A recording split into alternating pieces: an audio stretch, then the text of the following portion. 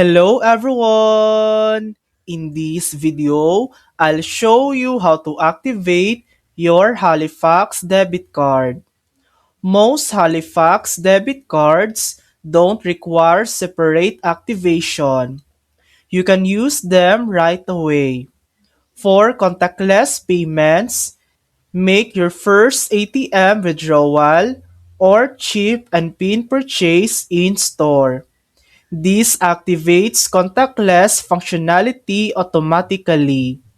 You can also manage your PIN, view your card details, or activate a new card using the Halifax mobile banking app or online banking by going to the card services section.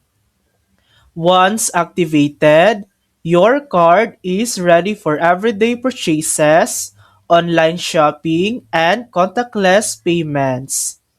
And that's it.